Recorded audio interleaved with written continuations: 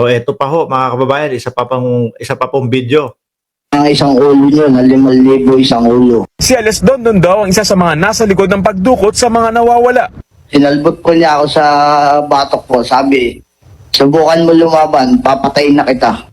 Anong sabi ni Dondon kay Boss Atong Ang? Ang sabi po ay, Basay, Eto naman ho, may pangalan na ni Atong Ang. may mga tao na naman dito na pumasok na mga manchochope. Ang sabi po nung tinawagan po niya, ang sabi po ay, sige, paaminin niyo kung sino ang boss. Pag hindi niya namin, patayin niyo na. Pinangalanan din ni Indon ang isang patrolman, Roy Navarrete, na nasa payroll din umano ni Ang at kasama sa mga dumukot sa mga sabungero. Ito po balita po ng News 5 ito mga bossing. Ayan, kung naririnig niyo po si Gary De Leon yung nagbabalita. Hindi mo ba alam? Tumawag sa akin si Boss Atong. Binibigyan lang ang isang ulo nyo na 5,000 isang ulo. Kasama rin sa Navarrete sa grupo ng mga pulis na itinuro ng pamilya ni Ricardo Lasco na nasa likod ng kidnapping sa kanyang bahay sa San Pablo, Laguna.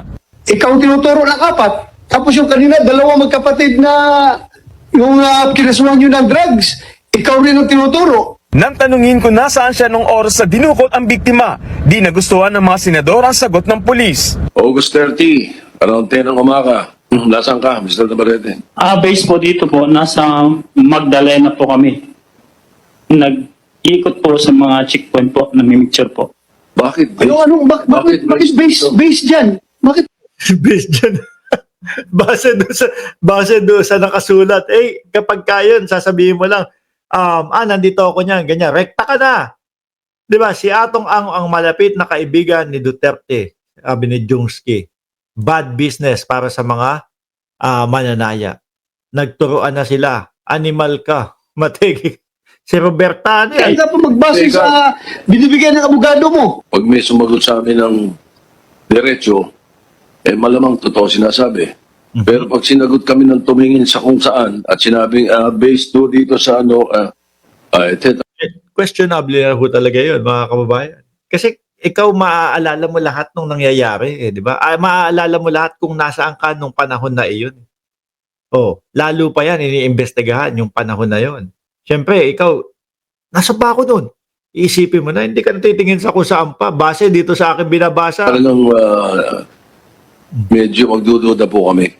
Bukod kay Navarrete, pinangalanan din si Staff Sergeant Daryl Pagdanganan ang idinawit sa pagdukot kay Lasco, bagay na itinanggi ng pulis sa pagdinig. Relieve na sa pwesto ang 2 pulis at isiniguro ng Senado na bibigyan ng security ang pamilya ni Lasco. Sa gitna ng pagdinig, sumingit si Atong Ang para linisin ang Tsaka si di ba, si Gretchen Barreto, galit kay Bato de la Rosa. Sabi, si mananalpak daw. Tumatalpak din daw si Bato de la Rosa. Kababayan, si Atong Ang, kaibigan ng dating Pangulong Duterte. Tama ba ako? May nagsabi dyan ang pangalan niya. Muli niyang iginiit na may conspiracy laban sa kanya. Binuko pa nga ni Atong Ang na nagbigay siya ng 1 milyong piso sa PNP Laguna. Hepe rito si Director Robert Campo na dating nanguna sa investigasyon sa mga nawawalan sa bungero. Binigyan ko 1 milyon. Ngayon, siya ang PD ngayon. Pati nakukulong, pati sa drugs, pinipilit niya yung mga pulis na may kasalanan na hindi naman totoo. Di tininggayan ni Campo pero di na rin ito binisisi ng mga senador. At katwiran pa nga ni Senator Bato na dating PNP chief. Hindi kita minamasama diyan sa pagkakit ng tulong. Kasi ako naging pulis rin ako. Normal talaga yan na maglapit tayo sa mga politiko, sa mga... normal pala kay Bato yung ganun, mga kababayan, no? Yung nakakatanggap ng 1 milyon o kung ano mang pera. Bawal yun, negosyante. Tulong sa para hindi naman binubulsa yun Nagpakita pa ng Saan gagamitin yun? Diyos ko po, etong sila Bato de la Rosa. Talagang minsan sila mismo ho ang magpapahamak sa kanilang mga sarili, mga bossing. Anyway, ako'y magpapaalam muna ho, mga boss chief amo sir, at gumagabi na PNP chief na Bob. 1 milyon, isang beses lang nakita. Magpapaalam na po ako.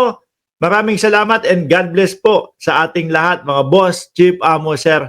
Maraming salamat po. Huwag niyo po kalimutan na mag-like, mag-subscribe, and mag-share. Ay nga pala, Oh, bago tayo matapos, ito doon sa naghahanap po ng ating Facebook page, ayan po mismong page natin mga kababayan. Ayan, Mark Ramos na meron na pong 2,300